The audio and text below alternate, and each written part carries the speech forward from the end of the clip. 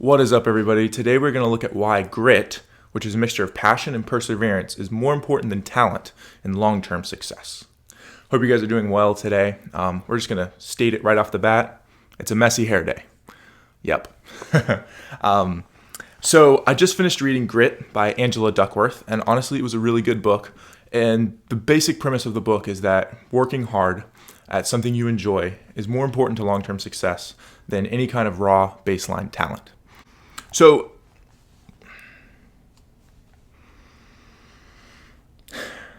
she starts the book by looking at military dropout rates, especially in really top-level academies. So when you look at like the Naval Academy and West Point, these really difficult schools to get into, everyone who's going to these schools are absolute badasses in high school. And when you look at the dropout rates, are actually completely unrelated to any kind of SAT scores, any kind of physical strength. The only predictor of dropout rates is grit. And grit is basically something that's determined by a mixture of how passionate you are for something and how just diligent of a person, how hard of a worker you are. So questions like, do you easily rebound from failure, or do you work at the same goal for a long period of time, would be predictors of grit. And those were the only things that were able to tell them how long someone was to be able to stay in an academy and what their chances of dropping out were. Just basically, the grittier you were, had a direct correlation to your ability to succeed in these really tough military environments.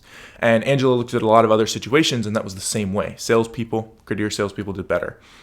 CEOs, grittier CEOs did better. And it seems pretty obvious. Obviously, the more hardworking you are, and the more you focus on one task for a long period of time, the greater your chances of success are. But what was really interesting is the fact that grit was so much more important than talent. She synthesized this all down into a mathematical equation that actually shows you why effort is so much more important than talent. And what she said is skill is talent times effort. So when you take your talent and you work to develop it, you get skill. But then achievement is skill times effort. Because you may be a great writer, but if you don't actually go out and write, or you may be a naturally talented writer, and then as you write, you put effort into writing, you're going to develop those skills. And then as you continue to write, now for public consumption, your achievement, the great novels that you've written, are going to be directly correlated to how much you're working. So basically, talent is factored into that equation once, whereas effort is factored into that equation twice. So when you see that, you realize that the harder you work and the longer you work at something and the more you do towards a certain task and towards a certain goal, it actually becomes, in this case, twice as effective as any level of talent. And now I've talked a lot about focusing on goals. And what I found was really interesting in this book is the way she kind of described this. Because we all know the sense of you're working at something, you realize it's not for you, and you want to quit. And is Angela telling you, no, you have to focus on that goal forever? And her answer quite directly is no. The goals that you focus on, if you're a gritty person, are very high-level goals. So personally, a very high-level goal for myself is that I'm passionate about education. I want to help people learn, and I want to continue learning myself. But that can take many different forms throughout my lifetime. So right now, it's making YouTube videos. But if I continue at this for a few years, and I realize that there's not a lot of people watching these videos, and I've kind of lost passion for this media, but I've earned a PhD or something, and I could go into academia and teach, I could obviously switch the lower level goal from having a big YouTube channel to becoming a great professor or teacher. And so that would still be a gritty move because I'm still focusing on what I really care about, which is education and teaching. So gritty people, they have their long-term goals, they're really important goals. They focus on them for a very long time. And we're talking decades, maybe even your entire life. So they're not switching from, I want to be an educator to, I want to be an entertainer, to then switching to, really I feel passionate about something else. They're not changing their really high-level goals, because if you do that, all the effort that you've put in is now going to be lost and not as effective. So even if you're a talented person who has the ability to really quickly gain skills and really quickly move from thing to thing and be pretty good at them, you're not going to be very successful in the long term by switching between goals frequently. So there's 4 things that all gritty people have. The first one is passion. Now, in this sense, when Angela is talking about passion, she's talking about you see the long-term positive effect of what you're doing. The second thing all gritty people have is interest in what they're doing. They have to enjoy the process. And not every second of it. Sometimes it's hard work, but they have to enjoy the general process, enjoy generally what they're doing. The third thing is practice. Gritty people practice at what they're doing generally every single day, daily practice. And oftentimes that's very difficult, but the different gritty people she talked to throughout the book said that although sometimes it sucked in the moment, that long-term, the benefits just of getting better and of seeing their progress made it worth it. And then finally, gritty people are hopeful. They have a growth mindset. So they believe when they come up to a challenge that they are enough.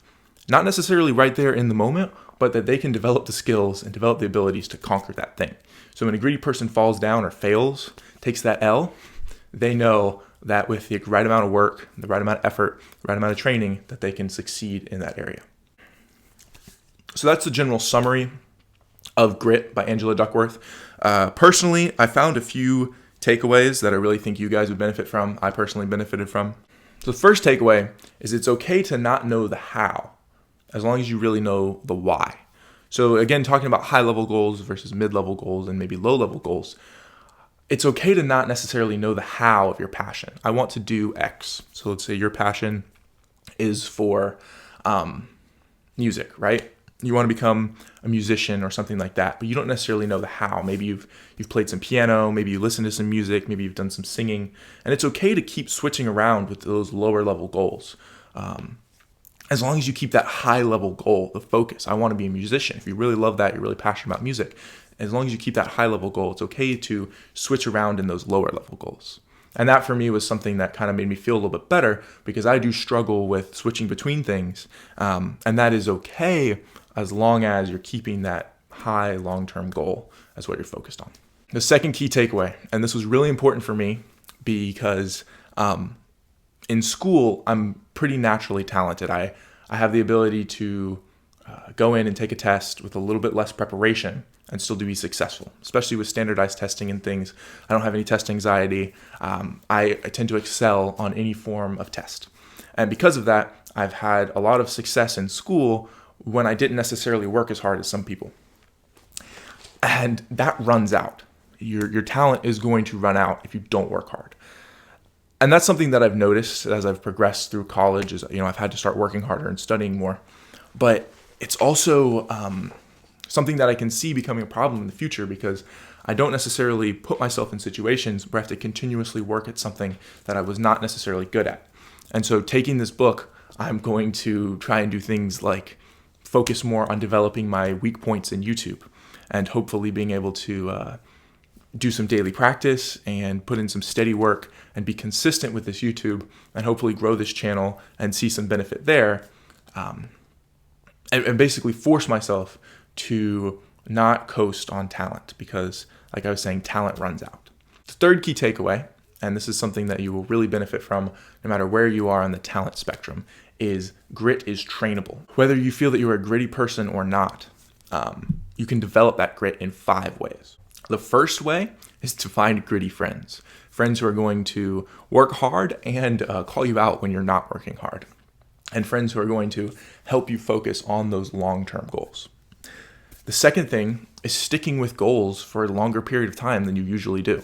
So let's say you're the type of person who, all you do is focus on school during the semester. And now maybe you're going to say, hey, I know that I'm taking this class that's related to this class, in the next semester. So I'm taking Calculus 1, then I'm taking Calculus 2, I'm taking Calculus 3.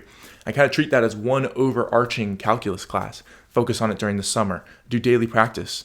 And, it might be a 1.5 year long process, but to actually develop the grit to work at calculus for a 1.5 year straight would be something that would really strengthen your quote unquote grit muscle, or your ability to work hard on something for a long period of time. The third thing is working on things you enjoy. So we all played sports, or at least I personally played sports, or you did band or something probably in high school that you both enjoyed and was hard. And as we progress in life, I feel like those kind of split, right? You either do work, which is to make money, hard, not necessarily that enjoyable, or you hang out with friends, not hard, but very enjoyable. And by finding things that are both difficult and enjoyable that you can work at and develop skills on, that will really help develop your grit, because that is kind of the sweet spot for grit is I love this, but it's freaking hard. And by working at that and developing at that, you're going to do something that you probably would have not ever done. By something, I mean you're going to put in more effort than you would have ever put in on either like easy, fun stuff or difficult, boring things, by finding fun and difficult together. The fourth way to develop your grit is by practice, just daily practice, working on something every single day.